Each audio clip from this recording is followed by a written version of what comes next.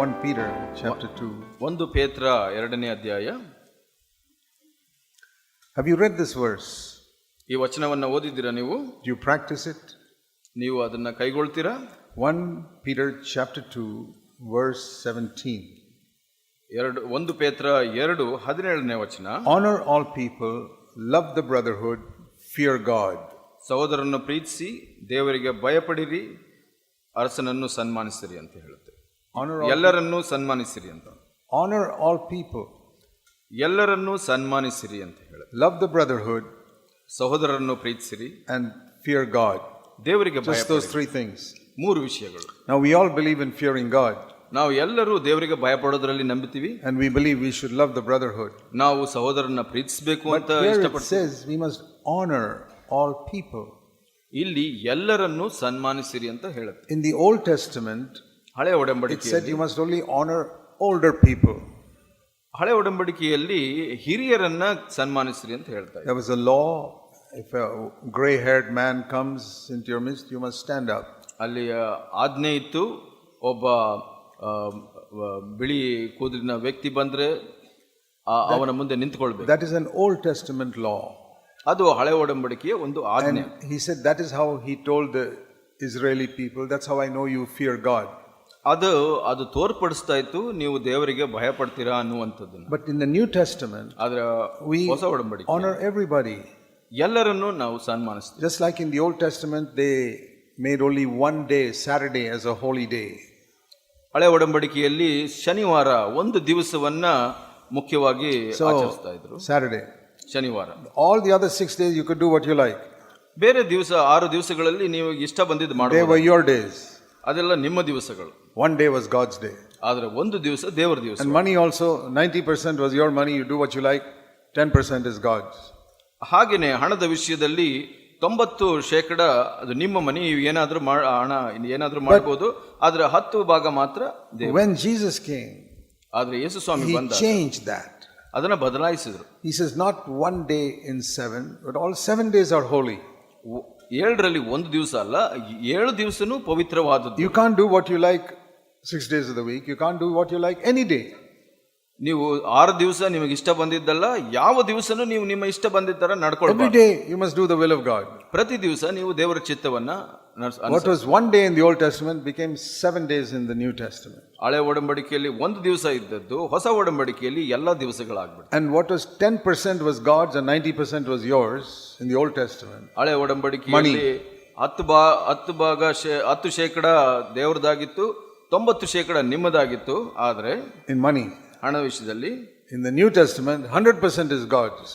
ಹೊಸ ಒಡಂಬಡಿಕೆಯಲ್ಲಿ 100% ದೇವರದಾಗ್ಬಿಡುತ್ತೆ. That doesn't mean you have to put all your money in the offering box. ಅದರ ಅರ್ಥ ನಿಮ್ಮ ಹಣವನ್ನೆಲ್ಲ ತಗೊಂಡ್ಬಂದು ಕಾಣಿಕೆ ಪೆಟ್ಟಿಯಲ್ಲಿ ಹಾಕಬೇಕು ಅಂತ. What it means is all my money I use the way God wants me to use it. ನನ್ನ ಹಣವನ್ನೆಲ್ಲ ದೇವರು ನನಗೆ ಹೇಗೆ ಉಪಯೋಗಿಸಬೇಕು ಅಂತ ಬಯಸ್ತಾರೋ ಹಾಗೆ ಉಪಯೋಗಿಸ್ತೀನಿ. God does not even ask you for 1%. ದೇವರು 1% ಭಾಗ ಕೂಡ ಕೇಳೋದಿಲ್ಲ ನಿಮ್ಮ. There's no law. ಅಲ್ಲಿ ಒಂದು ಆಜ್ಞೆ ಇಲ್ಲ. Just say, Lord, all my money is yours. ನೀವು ಹೇಳಬೇಕು, ನನ್ನ ಎಲ್ಲ ಹಣ ನಿನ್ನದು ಸ್ವಾಮಿ, and tell me how to use it. ಅದನ್ನ ಉಪಯೋಗಿಸೋದು ಹೇಗೆ ಅಂತ ಕಲಿಸ್ಕೊಡು. You can use it to rent a house. ಅದನ್ನ ನೀವು ಬಾಡಿಗೆ ಮನೆ ತೆಗೆದುಕೊಳ್ಳಿಕ್ಕೆ ಉಪಯೋಗಿಸಬಹುದು. You can save it up to build your own house. ಅದನ್ನ ಉಳಿತಾಯ ಮಾಡಿ ನಿಮ್ಮ ಸ್ವಂತ ಮನೆಯನ್ನು ಕಟ್ಟಬಹುದು. If you can do that, that is even better than renting a house. ಅದು ಮಾಡಲು ಸಾಧ್ಯವಾದರೆ ಅದು ಬಾಡಿಗೆ ಮನೆಗೆ ಹೋಗೋದಕ್ಕಿಂತ ಉತ್ತಮ. Because at the end of your life you have a house to live in. ನಿಮ್ಮ when you get older, I mean. ನೀವು ವಯಸ್ಸಾಗ್ತಾ ನಿಮಗೆ ಜೀವಿಸಲಿಕ್ಕೆ ಒಂದು ಮನೆ ಇರುತ್ತೆ. So God allows that. ಅದನ್ನ ದೇವರು ಅನುಮತಿಸ್ತಾರೆ. Or you need to spend money on your children's education. ನಿಮ್ಮ ಮಕ್ಕಳ ವಿದ್ಯಾಭ್ಯಾಸದಲ್ಲಿ ಹಣ ಖರ್ಚು ಮಾಡಬೇಕಾಗುತ್ತೆ. There may be medical needs. ಅಲ್ಲಿ ಔಷಧಿಯ ಅವಶ್ಯಕತೆ ಇರುತ್ತೆ. That is perfectly right. God wants you to use your money for all those things. ಅದು ಪೂರ್ಣವಾಗಿ ಸರಿಯಾಗಿದೆ. ದೇವರು ಹಾಗೆ ಉಪಯೋಗಿಸಲಿಕ್ಕೆ ಅನುಮತಿಸ್ತಾರೆ. Food and clothing and ಊಟ ಆಗಿರಬಹುದು, ಅಥವಾ ಬಟ್ಟೆ ಆಗಿರಬಹುದು, helping poor people, ಬಡವರಿಗೆ ಸಹಾಯ ಮಾಡುವಂತದ್ದು. All this is we can use our money for God in many ways. ಹಾಗೆ ಹಣವನ್ನ ಬಹಳ ವಿಧಗಳಲ್ಲಿ ಉಪಯೋಗಿಸಬಹುದು. But it is God's money. ಆದರೆ ಅದು ದೇವರ ಹಣವಾಗಿದೆ. That is what Jesus meant when he said, if you want to be my disciple. ಅದೇ ಯೇಸು ಸ್ವಾಮಿ ಹೇಳಿದ್ದು, ನೀವು ನನ್ನ ಶಿಷ್ಯರಾಗಬೇಕಾದ್ರೆ. In Luke 14:33, ಲೂಕ 14:33 ಹೀಗೆ ಹೇಳ್ತಾರೆ, you must give up all your possessions if you want to be my disciple. ನೀವು ನನ್ನ ಶಿಷ್ಯರಾಗಬೇಕು ಅಂದ್ರೆ ನಿಮ್ಮ ಆಸ್ತಿ ಬದುಕನ್ನೆಲ್ಲ ಬಿಟ್ಕೊಡ್ಬೇಕು ಅಂತ ಹೇಳಿದ್ರು. What is the word there? 14:33. 33 ವಚನ ಹೇಳುತ್ತೆ, ಯಾವನೇ ಆಗಲಿ ತನಗಿರುವುದನ್ನೆಲ್ಲ ಬಿಟ್ಟು ಬಿಡದ ಹೊರತು ನನ್ನ ಶಿಷ್ಯನಾಗಲ್ಲ. That is it. What you possess. ನೀವು ಯಾವುದು ಹೊಂದಿಕೊಂಡಿದ್ದೀರೋ ಅದನ್ನೆಲ್ಲ, ನಿಮಗಿರುವುದೆಲ್ಲ. That means what you think is yours. ನೀವು ಯಾವುದು ನಿಮ್ಮದು ಅಂತ ಯೋಚನೆ ಮಾಡ್ತೀರೋ ಅದು ಇನ್ನೆಲ್ಲ. You can keep it, but it's no longer yours. That's the meaning. ನೀವು ಅದನ್ನು ಇಟ್ಕೊಳ್ಬಹುದು, ಆದ್ರೆ ಅದು ನಿಮ್ಮದಲ್ಲ. You don't hold on saying this is mine. ನೀವು ಯಾವುದನ್ನು ನನ್ನದು ಅಂತ ಹೇಳೋ ಹಾಗಿಲ್ಲ. ಇದು ದೇವರು. It's in my hand, but it's God's. ಇದು ನನ್ನ ಕೈನಲ್ಲಿದೆ, ಆದ್ರೆ ಅದು ದೇವರದು. So for example, ಒಂದು ಉದಾಹರಣೆಗೆ, supposing 1 month you have a lot of expenses. ಒಂದು ತಿಂಗಳಿನಲ್ಲಿ ಬಹಳ ಖರ್ಚುಗಳು. Supposing you have to college fees, ನೀವು ಕಾಲೇಜ್ or ಫೀಸ್ ಕಟ್ಟಬೇಕಾಗುತ್ತೆ. some unexpected medical expense. ನಿಮಗೆ ಯಾವುದೋ ಒಂದು ಔಷಧಿ ಅಥವಾ ಆಸ್ಪತ್ರೆ ಖರ್ಚು ಬರುತ್ತೆ. And you don't have any money to give for God's work. ನೀವು ಆ ದೇವರ ಕಾರ್ಯಕ್ಕೆ ಕಾಣಿಕೆ ಕೊಡ್ಲಿಕ್ಕೆ ನಿಮ್ಮ ಹತ್ರ ಇರೋದಿಲ್ಲ ಹಣ. You don't have to feel guilty. ಅದಕ್ಕಾಗಿ ನೀವು ಅಪರಾಧ ಮನೋಭಾವ ಹೊಂದಿಕೊಳ್ಳೋ ಅವಶ್ಯಕತೆ ಇಲ್ಲ. Because God is not asking for anything. ಯಾಕೆಂದ್ರೆ ದೇವರು ನಿಮ್ಮ ಹತ್ರ ಏನು ಕೇಳ್ತಾ ಇಲ್ಲ. See, many people feel guilty because they don't know God as a loving father. ಬಹಳಷ್ಟು ಜನ ಈ ಅಪರಾಧಿಗಳ ತರ ಅನ್ಕೊಂತಾರೆ, ಯಾಕೆಂದ್ರೆ ಅವರು ದೇವರನ್ನ ತನ್ನ ಪ್ರೀತಿಯ ತಂದೆ ಅಂತ ಅರ್ತಿಲ್ಲ. In CFC we try to liberate people from this idea that God is a government ruler saying give me 10% of your money. ನಾವು CFC ನಲ್ಲಿ ಇದರಿಂದ ಬಿಡುಗಡೆ ಕೊಡಲಿಕ್ಕೆ ಜನರಿಗೆ ನಾವು ಪ್ರಯತ್ನ ಮಾಡ್ತೀವಿ. ದೇವರು ಒಬ್ಬ ಗವರ್ಮೆಂಟ್ ಆಫೀಸರ್ ತರ ನಿಮ್ಮ ಹಣ ಕೊಡಿ, 10% ಕೊಡಿ ಅಂತ ಕೇಳ್ತಾರೆ. In the government there's a thing called income tax. ಒಂದು ಸರ್ಕಾರದಲ್ಲಿ ಇನ್ಕಮ್ ಟ್ಯಾಕ್ಸ್, ನಿಮ್ಮ ಆದಾಯಕ್ಕೆ ನೀವು ಟ್ಯಾಕ್ಸ್ ಕಟ್ಟಬೇಕಾಗುತ್ತೆ. In many of you it may not affect you because only if you earn more than 20,000 rupees a month you have to pay income tax. So ಬಹಳಷ್ಟು ಜನಕ್ಕೆ ಅದು ಅನ್ವಯ ಆಗೋದಿಲ್ಲ. 20,000ಕ್ಕಿಂತ ಹೆಚ್ಚು ತಿಂಗಳಿಗೆ ಸಂಪಾದನೆ ಮಾಡಿದಾಗ ಮಾತ್ರ ನೀವು ಆದಾಯ ತೆರಿಗೆಯನ್ನು ಕೊಡಬೇಕು. If you are earning less than 21,000 rupees a month you don't pay income tax. 21,000ಕ್ಕಿಂತ ಕಡಿಮೆ ನೀವು ಸಂಪಾದನೆ ಮಾಡ್ತಾ ಇದ್ರೆ ತಿಂಗಳಿಗೆ ನೀವು ಆ ಒಂದು ಆದಾಯ ತೆರಿಗೆ ಕೊಡೋ ಅವಶ್ಯಕತೆ ಇಲ್ಲ. Many people earn more than that, they have to pay 10% at least income tax. ಅದಕ್ಕಿಂತ ಹೆಚ್ಚು ಸಂಪಾದನೆ ಮಾಡುವವರು 10% ತೆರಿಗೆ ಕೊಡಬೇಕಾಗುತ್ತೆ. In the Old Testament also it was like that. ಹಳೆ ಒಡಂಬಡಿಕೆಯಲ್ಲಿ ಕೂಡ ಹಾಗಿತ್ತು. Israel was a government, God was the head. Israel ಅನ್ನುವುದು ಒಂದು ಸರ್ಕಾರ, ದೇವರು ಅದನ್ನ ಆಳ್ವಿಕೆ ನಡೆಸ್ತಾರೆ. God said you must pay income tax on all that you make in your fields and in your cattle. ನೀವು ಈ ಒಂದು ಪಶು ಪ್ರಾಣಿಗಳಾಗಿರ್ಬೋದು ಅಥವಾ ಹೊಲದಲ್ಲಾಗಿರ್ಬೋದು, ನೀವು ಏನು ಸಂಪಾದನೆ ಮಾಡ್ತೀರಾ ಅದರಲ್ಲಿ 10% ಕೊಡಬೇಕು ಅಂತ. Today we pay income tax in money. Those days they paid it in wheat or rice or sheep. ಇವತ್ತು ಹಣವನ್ನು ಕೊಡ್ತೀವಿ, ಆ ದಿವಸಗಳಲ್ಲಿ ಅವರು ದವಸ ಧಾನ್ಯ ಅಥವಾ ಬೇರೆ ತರದಲ್ಲಿ ಕೊಡಬೇಕಾಗಿತ್ತು. Today the government uses that money to pay all the government officers who work for the government. ಸರ್ಕಾರದಲ್ಲಿ ನೌಕರಿ ಮಾಡೋರಿಗೆ ಆ ಹಣವನ್ನು ಉಪಯೋಗಿಸಿ ಸರ್ಕಾರ ಅವರಿಗೆ ಸಂಬಳವನ್ನು ಕೊಡುತ್ತೆ. In those days God's servants were the Levites. ಆ ದಿವಸಗಳಲ್ಲಿ ದೇವರ ಸೇವಕರು ಲೇವಿಯರು. So this income tax was 10%. Everybody gives 10%. The sheep and the grain, they gave it to the Levites because they were not supposed to do any other work. ಈ ಲೇವಿಯರು ಯಾವುದೇ ಕೆಲಸ ಮಾಡದೇ ಇದ್ದಿದ್ರಿಂದ ಅವರಿಗೆ ಆ ಒಂದು 10% ಆದಾಯ ತೆರಿಗೆಯನ್ನ ಕೊಡಬೇಕಾಗಿತ್ತು. When Jesus came, ಆದ್ರೆ ಯೇಸು ಸ್ವಾಮಿ ಬಂದ, God is now not head of a government. ಇಲ್ಲಿ ದೇವರು ಒಂದು ಸರ್ಕಾರದ ಅಧಿಕಾರಿ ಅಲ್ಲ. The church is not a government. ಈ ಸಭೆ ಅನ್ನುವುದು ಒಂದು ಸರ್ಕಾರವಲ್ಲ. The church is a family. ಸಭೆ ಅನ್ನೋದು ಒಂದು ಕುಟುಂಬ. And God is a father. ದೇವರು ತಂದೆಯಾಗಿದ್ದಾನೆ. The elders are not like prime minister and ministers. ಇಲ್ಲಿ ಹಿರಿಯರು ಇರ್ತಾರೆ ಸಭೆಯಲ್ಲಿ, ಅವರು ಒಬ್ಬ ಪ್ರಧಾನ ಮಂತ್ರಿ ಹಾಗಲ್ಲ. No, ಮುಖ್ಯಮಂತ್ರಿ ಹಾಗಲ್ಲ. they are like father and mother who serve the children. ಅವರು ಮಕ್ಕಳಿಗೆ ಸೇವೆ ಮಾಡುವಂತ ಒಬ್ಬ ತಂದೆ ತಾಯಿ ಆಗಿರ್ತಾರೆ. Do you know that in your home the father and mother are the biggest servants? ನಿಮಗೆ ಗೊತ್ತಾ, ನಿಮ್ಮ ಮನೆಯಲ್ಲಿ ದೊಡ್ಡ ಸೇವೆ ಮಾಡೋರು ಕೆಲಸದವರು ಯಾರು ಗೊತ್ತಾ? ತಂದೆ ತಾಯಿ. Other servants get their pay and one day they may get angry and leave the house.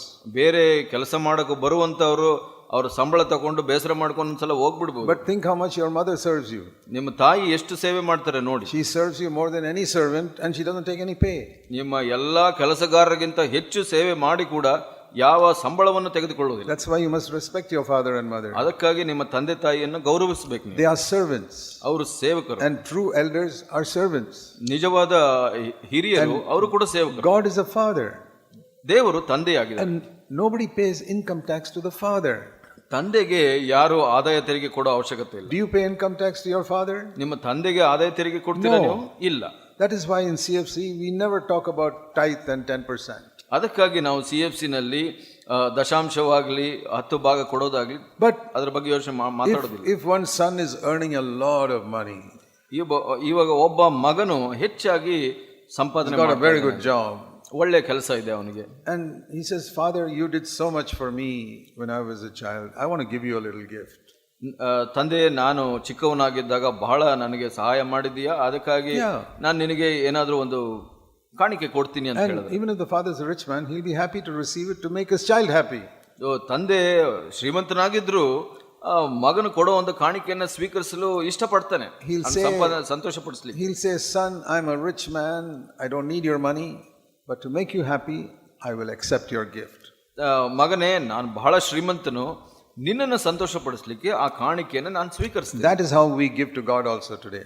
ದೇವರಿಗೆ ಕೂಡ ಇವತ್ತು ಹಾಗೆ ಕೊಡೋದು ನಾವು. I don't give to God like in the Old Testament, if you don't pay your tithe, you will be punished.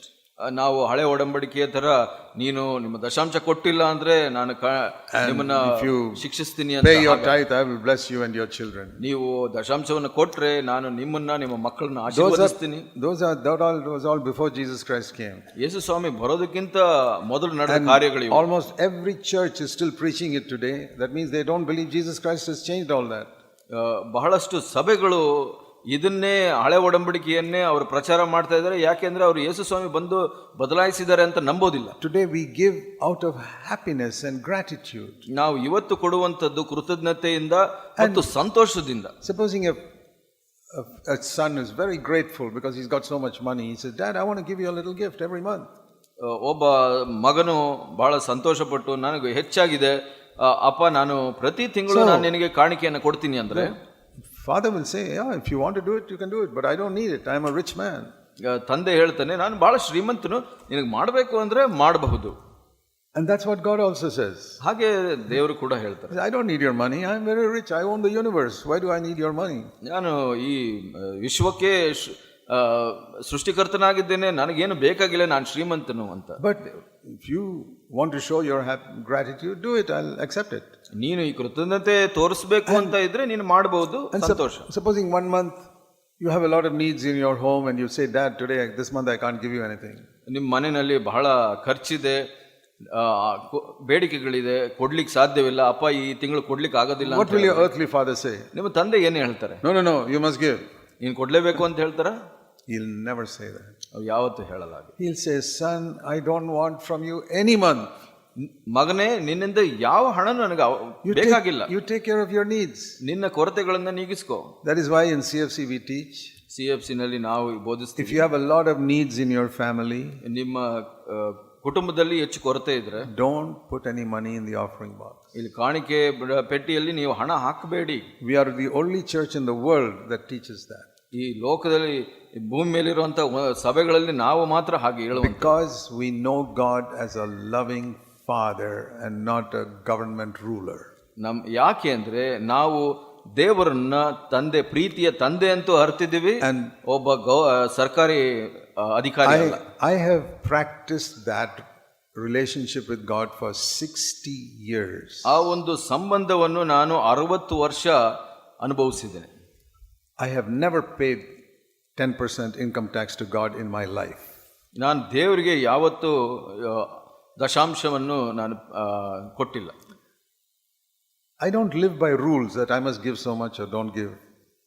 ನಾನು ಇಷ್ಟು ಕೊಡಬೇಕು ಅನ್ನೋ ಒಂದು ನಿಯಮದಲ್ಲಿ ನಾನು ಜೀವಿಸ್ತಾ ಇಲ್ಲ. When I had plenty, ನನ್ನಲ್ಲಿ ಹೆಚ್ಚಿದ್ದಾಗ I was working in the Navy, I was getting a big salary. ನಾನು ನೌಕೆಯಲ್ಲಿ ನೌಕಾ ದಳದಲ್ಲಿ ಕೆಲಸ ಮಾಡುವಾಗ ನನಗೆ ಹೆಚ್ಚು ಸಿಗ್ತಾ ಇತ್ತು. Not married, I had no expenses. ನನಗೆ ಮದುವೆ ಆಗಿರ್ಲಿಲ್ಲ, ಖರ್ಚುಗಳಿರ್ಲಿಲ್ಲ. I lived simply. ನಾನು ಸರಳವಾಗಿ ಜೀವಿಸಿದೆ. I gave half my salary to God for His work. ನನ್ನ ಸಂಬಳದಲ್ಲಿ ಅರ್ಧ ಭಾಗ ದೇವರ ಕೆಲಸಕ್ಕೆ ಕೊಡ್ತಾ ಇದ್ದೆ. And when I left the Navy, I gave everything. ನೀವು ನೌಕಾದಳದಲ್ಲಿ ಕೆಲಸ ಬಿಟ್ಟಾಗ ನನ್ನಲ್ಲಿ ಇದ್ದದ್ದೆಲ್ಲ ಕೊಟ್ಬಿಟ್ಟೆ. I never tell anybody else to do that. ನಾನು ಯಾರಿಗೂ ಆತರ ಮಾಡಿ ಅಂತ ಹೇಳೋದಿಲ್ಲ. Because others are earning less, I was earning so much. ನಾನು ಹೆಚ್ಚಾಗಿ ಸಂಪಾದನೆ ಮಾಡ್ತಾ ಇದ್ದೆ, ಆದ್ರೆ ಇತರರು ಕಡಿಮೆ ಸಂಪಾದನೆ. In the church, money is not a big thing. ಸಭೆಯಲ್ಲಿ ಹಣ ಮುಖ್ಯವಾದದ್ದಲ್ಲ. And we have experienced in the last 43 years. ನಾವು 43 ವರ್ಷದಲ್ಲಿ Rich ಅನುಭವಿಸಿದ್ದೇವೆ. church and small church. ನಮ್ಮ ಬಡ ಸಭೆ ಆಗಿರ್ಬೋದು, ಶ್ರೀಮಂತ ಸಭೆ ಆಗಿರ್ಬೋದು, or poor church. ಬಡ ಸಭೆಗಳಲ್ಲಾಗಿರ್ಬೋದು. God provides the need always. ದೇವರು ಕೊರತೆಗಳನ್ನ ಯಾವಾಗ್ಲೂ ನೀಗಿಸ್ತಾರೆ. So in the New Testament we say everything is yours, Lord. Tell me what you want, I'll give it to you. ಹೊಸ ಒಡಂಬಡಿಕೆಯಲ್ಲಿ ಏನು ಹೇಳ್ತೀವಿ? ಕರ್ತನೇ ಎಲ್ಲ ನಿನ್ನದು, ನೀನು ಏನು ಕೊಡಬೇಕು ಅಂತ ಹೇಳ್ತೀಯ. So everything is changed in the New Testament. ಹೊಸ ಒಡಂಬಡಿಕೆಯಲ್ಲಿ ಎಲ್ಲ ಬದಲಾಗಿದೆ. So in the same way, ಹಾಗೇನೆ every day of our life belongs to God now, not just one day. ಒಂದು ದಿವಸ ಮಾತ್ರ ಅಲ್ಲ, ಜೀವಿತದ ಪ್ರತಿ ದಿವಸ ದೇವರಿಗೆ ಸೇರಿದ್ದಾರೆ. Now we don't only honor old people, we honor everybody. ಇವಾಗ ನಾವು ವಯಸ್ಕರಿಗೆ ಮಾತ್ರ ನಾವು ಸನ್ಮಾನಿಸುವುದಲ್ಲ, ಎಲ್ಲರನ್ನೂ ಸನ್ಮಾನಿಸ್ತೀವಿ. I have learned to speak respectfully to people who are all younger to me. ಬಹಳ ಕಿರಿಯವರಾದ, ನನಗಿಂತ ಬಹಳ ಕಿರಿಯರಾದವರು ಕೂಡ ನಾನು ಗೌರವದಿಂದ ಮಾತಾಡ್ತೇನೆ. Nowadays in every church I go to, everybody is younger than me. ನಾನು ಎಲ್ಲ ಸಭೆಗೆ ಹೋದ್ರು ಎಲ್ಲರೂ ನನಗಿಂತ ಕಿರಿಯವರು. Because I am nearly 80 years old. ನಾನು ಸುಮಾರು 80 ವರ್ಷ ವಯಸ್ಸಿನವನು. But I speak respectfully to everyone, even to the children. ಮಕ್ಕಳಿಗೆ ಕೂಡ ನಾನು ಗೌರವದಿಂದ ಮಾತಾಡ್ತೇನೆ. Because the Bible says honor all people. ಯಾಕೆಂದ್ರೆ ದೇವರ ವಾಕ್ಯ ಹೇಳುತ್ತೆ ಎಲ್ಲರನ್ನೂ ಸನ್ಮಾನಿಸಿ. I'm not in the Old Testament. ನಾನು ಹಳೆ ಒಡಂಬಡಿಕೆಯಲ್ಲಿ ಇಲ್ಲ, where you only honor older people. ಅಲ್ಲಿ ಹಿರಿಯರಿಗೆ ಮಾತ್ರ ನಾವು ಗೌರವಿಸಬೇಕು. We must speak respectfully to everybody. ನಾವು ಗೌರವದಿಂದ ಎಲ್ಲರ ಬಳಿ ಮಾತಾಡಬೇಕು.